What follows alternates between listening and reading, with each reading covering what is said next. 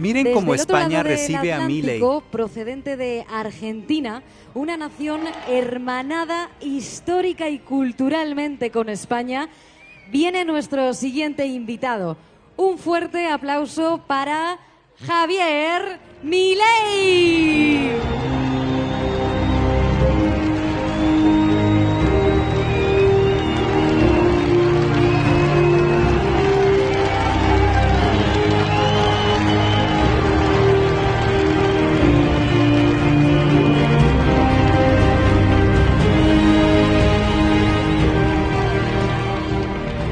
Buenas tardes. Muchas gracias a todos ustedes. Muchas gracias. No creí que de este lado del Atlántico me conocían tanto. ¡Viva la libertad, carajo! ¡Viva España! ¡Viva Vox! ¡Viva Santiago Abascal! ¡Vamos contra los zurdos! En primer lugar, deseo darle las gracias a todos ustedes por esta tan calurosa bienvenida. Deseo darle las gracias a Vox y muy especialmente al queridísimo Santiago Abascal por haberme invitado y poder estar junto a ustedes. Muchas gracias.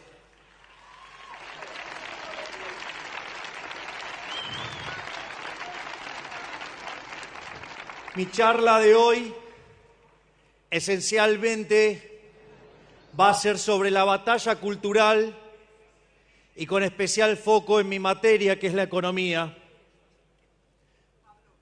Entonces vamos a tratar de entender cómo el surderío nos contamina la vida, cómo buscan destruir nuestra sociedad, cómo buscan arruinar nuestras vidas convirtiéndonos en esclavos. En ese sentido, lo primero que tenemos que tener claro es que allá en 1989 se cayó ese muro, el muro de la vergüenza, y aplastó a los zurdos. Y sin embargo siguen contaminando nuestra sociedad. Y eso es muy a pesar de que aquellos países que son más libres crecen el doble que los países reprimidos.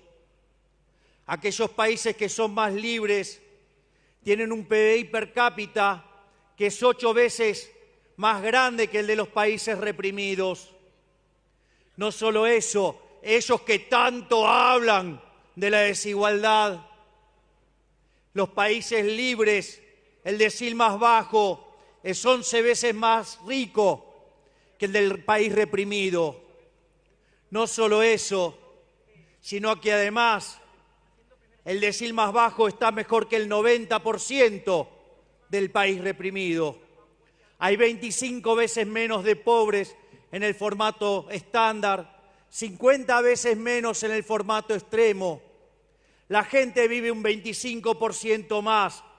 Y además, ellos que se jactan de los derechos que consiguen, los países libres tienen más derechos políticos que los que supuestamente dan ellos.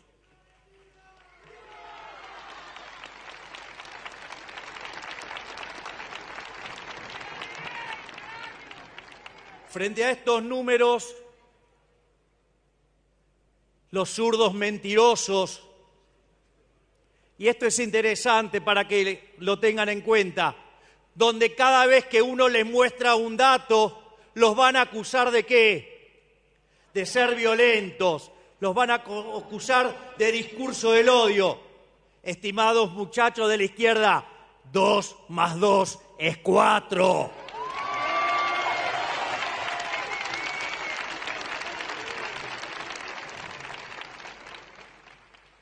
Y muchas veces, cuando uno plantea esta cuestión de evidencia cuantitativa, dice, pero no, son países que son culturalmente distintos, que tienen elementos distintos, personas distintas.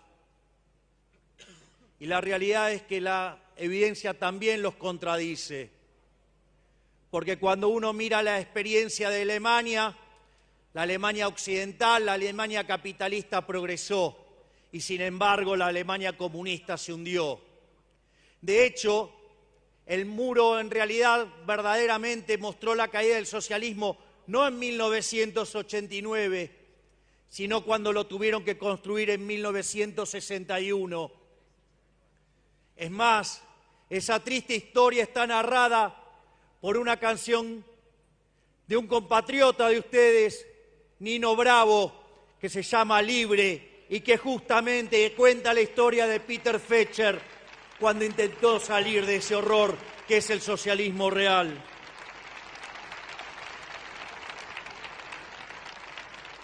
Pero si eso fuera poco, está la experiencia de lo que era el Imperio Austrohúngaro. Fue separado en Austria y Hungría. Austria con el capitalismo progresó, Hungría con el comunismo se hundió. ¿Quieren otro caso? Corea. Corea del Sur capitalista progresa, Corea del Norte comunista se hunde. Miren el caso de Hong Kong versus China, o miren el caso de Argentina. Argentina, cuando abrazó las ideas de la libertad, en 1895, después de 35 años, llegó a ser el país más rico del mundo. Hoy, después de más de 100 años de estar abrazando tanto socialismo, hoy Argentina está 70 en el ranking mundial si se toma el tipo de cambio oficial y 140 al paralelo. Es decir, el socialismo es la máquina de empobrecer. El socialismo en siempre y en todo lugar un fenómeno empobrecedor, un fenómeno miserable, un fenómeno del odio, un fenómeno de la violencia.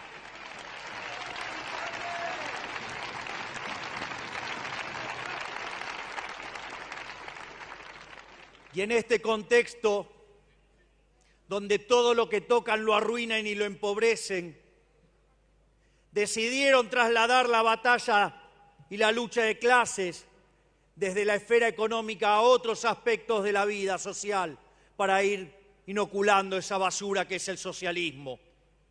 Así, básicamente, está la ideología de género, los conflictos étnicos, el tema de las etnias, el tema de los pueblos originarios, la agenda ecologista, el lenguaje inclusivo, todas cosas para ir destruyendo los valores de la sociedad.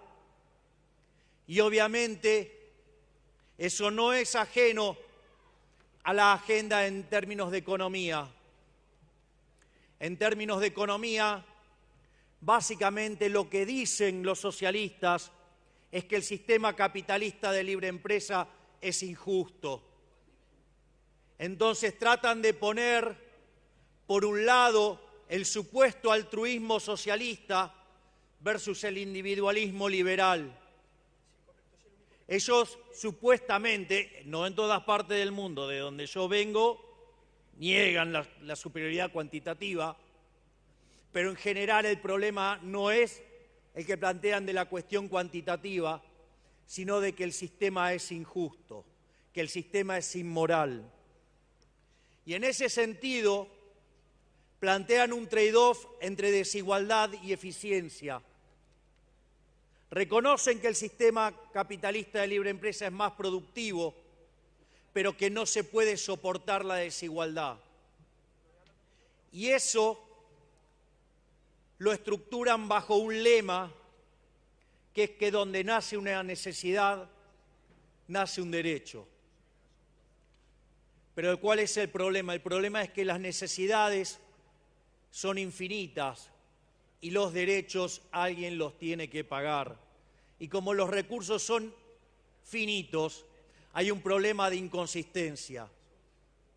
Ese problema de inconsistencia entre necesidades infinitas y recursos finitos, la ciencia económica y el capitalismo de libre mercado lo resolvió vía el sistema de precios. Sin embargo, a los socialistas